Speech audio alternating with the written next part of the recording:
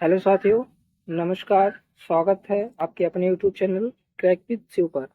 दोस्तों, उम्मीद करता हूँ आप लोग स्वस्थ होंगे, मस्त होंगे और अपनी तैयारी में लगे होंगे। दोस्तों, आज के वीडियो में हम बात करने वाले हैं नॉर्मलाइजेशन पर। नॉर्मलाइजेशन क्या होता है, क्यों होता है, कितना नंबर मिलता है, इसके फैक्टर कौन कौन से हैं, ये क्या इफेक्ट डालता है हमारे नंबर पर, स्कोर पर, और न उसके देन हमको जो है नॉर्मलाइज स्कोर कितना मिलता है, किस हिसाब से मिलता है।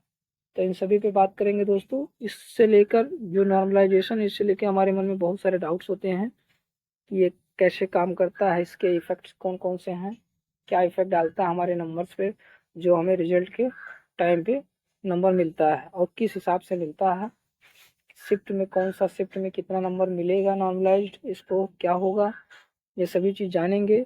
और एक बात जानने वाली है दोस्तों, ये नॉर्मलाइजेशन जो है ये कहीं ऑफिशियली देखने को नहीं मिलता है, तो इसलिए थोड़ा समझना और डिफिकल्ट हो जाता है। जानने वाली बात यह है कि जो नॉर्मलाइजेशन अभी जो एसएससी एमटीएस 2024 का जो एग्ज़ाम हो रहा है, आज आखिरी डेट 14 नवंबर था उसका। आज ही के दिन मैं ये वीडियो बना रहा हूँ।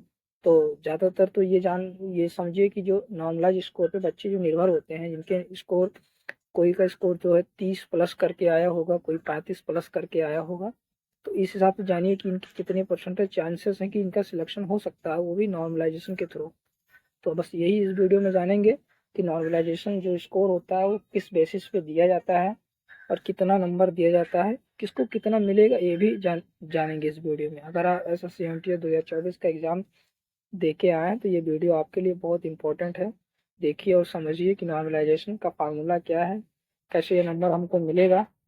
तो चलिए वीडियो को स्टार्ट करते हैं बिना किसी देरी के। बने रहिए हमारे यूट्यूब चैनल पे। वीडियो अगर अच्छा लगे तो वीडियो को लाइक कर दें और चैनल को सब्सक्राइब कर दें। ठीक है दोस्तों, चलो वीडियो को स्टार्ट करते हैं। सबसे पहले हम इसमें जानेंगे कि ये जो नॉर्मलाइजेशन होता क्या है, बेसिकली थोड़ा सा समझ लेते हैं। देखिए, नॉर्मलाइजेशन होता है दोस्तों, मान लो अभी आप एग्जाम दे के आए हो एसएससी एमटीएस 2024 का, और इसमें मान लो कि आपने स्कोर किया 115, और हाँ 115 मान लो आपने स्कोर किया, और जब आपका रिजल्ट आता है तो आपको मिलता है 125। तो यही आपका जो है ये नॉर्मलाइज्ड स्कोर हो गया। और ये आपका जो होता है रॉ स्कोर कहते हैं, यानी जो आप करके आए हैं एग्जाम में उसे हम रॉ स्कोर कहेंगे। और जो रिजल्ट के दौरान हमको मिलता है इसको कहते हैं नॉर्मलाइज स्कोर। तो बेसिकली नॉर्मलाइजेशन यही होता है, रिजल्ट के दौरान जो है आपका नॉर्मलाइज स्कोर दिया जाता है। वो भी इस बेसिस पे दिया जाता है कि आपका शिफ्ट कितना हार्ड था। शिफ्ट जो है, शिफ्ट के अकॉर्डिंग ही आपको मिलता है ये नॉर्मलाइजेशन स्कोर। ठीक है, जितना हार्ड आपका शिफ्ट होगा उतने ज़्यादा नॉर्मलाइजेशन नंबर मिलेगा। इसमें एक चीज़ और बहुत मैटर करता है, वो होता है इम्पैक्ट ऑफ एक्यूरेसी। कितने रॉन्ग क्वेश्चन आप अटेम्प्ट करते हो, ये मोस्ट इम्पोर्टेंट रहता है आपके नॉर्मलाइजेशन स्कोर में, बड़ी भूमिका निभाता है। तो समझने वाली बात यह है कि जो रॉ स्कोर होगा वो आप जितने करके आया वही होगा, और जो नॉर्मलाइज स्कोर होगा, मान लो 125 आपको मिला तो ये +10 जो हुआ यही आपका नॉर्मलाइज्ड स्कोर है। और इसमें ये भी जानेंगे दोस्तों कि हमें जो नंबर मिलता है वो किस हिसाब से मिलता है, how many number can be increase, कितने नंबर मिलेंगे और इसके फैक्टर कौन कौन से होंगे, ये भी जानेंगे इस वीडियो में। और एक चीज़ और मैं बता दूं आपको, ये जो डेटा मैं आपको बता रहा हूँ ये जो है प्रीवियस ईयर एग्जामिनेशन जो एसएससी एमटीएस द्वारा हुआ है लास्ट 2 ईयर्स का, 22 और 23 का जो हुआ है, इसी के आधार पर मैं आपको बताऊंगा 2022 और 23। बने रहिए हमारे यूट्यूब चैनल पे और आगे अंत तक जरूर वीडियो देखें, जिससे पूरी इंफॉर्मेशन आपको मिल सके। ठीक है दोस्तों, तो देखिए इसमें फैक्टर कौन कौन से होते हैं जिनकी भूमिका है ऑरेंज स्कोर ऑफ शिफ्ट। जैसा कि आप जानते हो, एक दिन में एसएससी एमटीएस जो है 3 शिफ्ट कराता है, फर्स्ट, सेकेंड और थर्ड। 3 शिफ्ट हो गया। कैंडिडेट बहुत सारे होते हैं इसलिए कई सारे शिफ्टों में पेपर कराया जाता है। ठीक है दोस्तों, मान लो फर्स्ट डे का जो पहला शिफ्ट था उसका ऑरेंज स्कोर 115 आया, और सेकेंड शिफ्ट का ऑरेंज स्कोर 120 आया। वही अगर हम बात करें थर्ड थर्ड शिफ्ट का ऑरेंज स्कोर 110 है। तो सबसे ज़्यादा इजी कौन सा था भैया? सबसे ज़्यादा इजी जिसका ऑरेंज स्कोर सबसे ज़्यादा होगा वो सबसे ज़्यादा इजी था, क्योंकि सभी बच्चों ने अच्छे मार्क्स लाए, यानी कि वो शिफ्ट इजी था। अगर उसके बाद बात करें, मान लो पहले शिफ्ट में ऑरेंज स्कोर 115 था, तो ये वाला शिफ्ट इससे थोड़ा सा हार्ड था, सेकंड शिफ्ट से ये वाला शिफ्ट जो है थोड़ा सा हार्ड था, इसलिए इसका एवरेज स्कोर कम आया। और बात करें तीसरे शिफ्ट की, तो तीसरा शिफ्ट भी 110 मार्क्स है, यानी ये इसमें से सबसे ज़्यादा हार्ड था। तो इससे समझने को यह मिलता है कि जो नॉर्मलाइजेशन स्कोर होगा इन शिफ्ट वाले, यानी थर्ड शिफ्ट वाले बच्चों को ज़्यादा मिलेगा, क्योंकि ये वाला इसका जो इस शिफ्ट का जो था एवरेज स्कोर सबसे कम था, इस वजह से इसका नॉर्मलाइज स्कोर ज़्यादा होगा। आगे बात कर ले रॉन्ग अटेम्प्ट। ये जो रॉन्ग अटेम्प्ट आप देख रहे हैं, इसका क्या होता है, तो इसका बस ये मेन काम होता है, जैसे मान लो किसी किसी एक शिफ्ट में कई सारे बच्चे एक साथ पेपर दे रहे हैं, मान लो 10,000 बच्चों ने पेपर दिया एक साथ एक शिफ्ट में, और उन शिफ्ट में कुछ बच्चों का जो नॉर्मलाइजेशन मार्क्स है उनको 15-15 नंबर मिल गए, ठीक है। अब वही वही शिफ्ट के किसी बच्चे को 10 नंबर मिल गए, नॉर्मलाइजेशन को 10 मिला, तो ये हो गया कि भैया इनको 15 मिला, हमको 10 मिला। तो 10 क्यों मिला, इनका जो है एक्यूरेसी इनसे बेहतर नहीं था। भाई इनका एक्यूरेसी जो होता है, यानी रॉन्ग अटेम्प्ट जितना आप ज़्यादा करोगे उतने नॉर्मलाइजेशन नंबर आपको कम मिलेगा।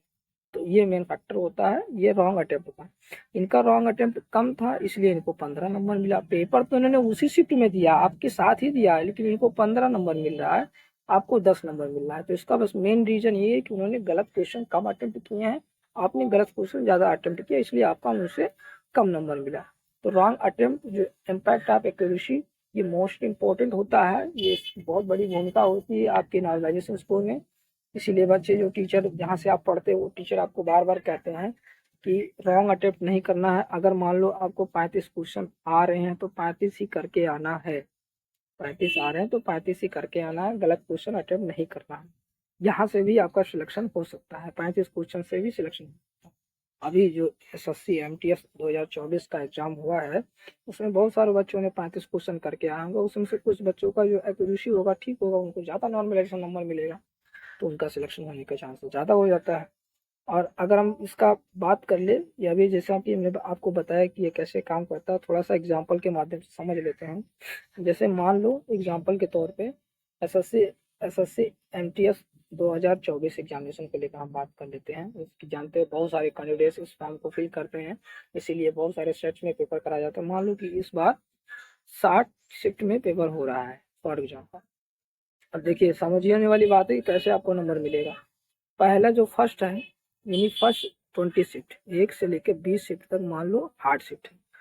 अब जब ये हार्ड शिफ्ट है तो जितना अभी मैंने आपको बताया पीछे कि जितना हार्ड शिफ्ट होगा उतने ज़्यादा नॉर्मलाइजेशन नंबर आपको मिलेगा। तो ये जो पहला जो 1 से लेकर 20 तक जो शिफ्ट होगा हार्ड शिफ्ट हो, तो वहाँ पे आपको 15 से 20 नंबर मिलने के चांसेस होते हैं। अब आप ये देखिए कि आप किस शिफ्ट में पेपर दे के आए हो, 15 से 20 नंबर मिलने का चांस होता है आपको, यदि आप 8 शिफ्ट में पेपर दे के आए हो, पहले से 20 शिफ्ट में आते हो। ये एग्जांपल के तौर पे मैं समझा रहा हूँ। और अगर वही बात कर ले जो मिड वाला शिफ्ट होता है, यानी 21 से 40, ये जो शिफ्ट है इसमें अगर आप, ये तो मिड ये क्या होता है, ये ऑरेंज शिफ्ट माना जाता है। इसमें अगर आप पेपर दे के आए हो तो इसमें आपको 10 से 15 नंबर मिलने का चांस होता है।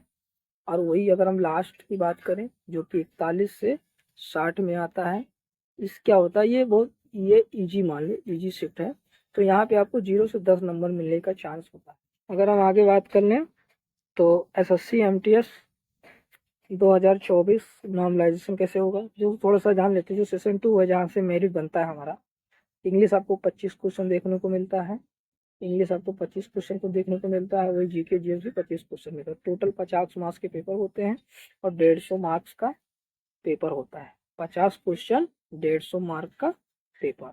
अब देखिए समझिए इसमें नॉर्मलाइजेशन कैसे होगा, थोड़ा सा जान लेते हैं। SSC MTS 2024 में क्या स्कोर होगा, कैसे आपको मिलेगा नंबर। देखिए अगर मान लो आपने अभी देखा, आप SSC MTS 2024 में SSC ने जो पेपर कराया है उसमें 31 सितंबर से लेकर के 14 नवंबर तक पेपर कराया। इसमें कई सारे शिफ्ट में पेपर कराए उन्होंने। चलो मान लेते हैं कि यहाँ पे 75 शिफ्ट में पेपर हो रहा है, इस पर हुआ 75 शिफ्ट में पेपर हुआ।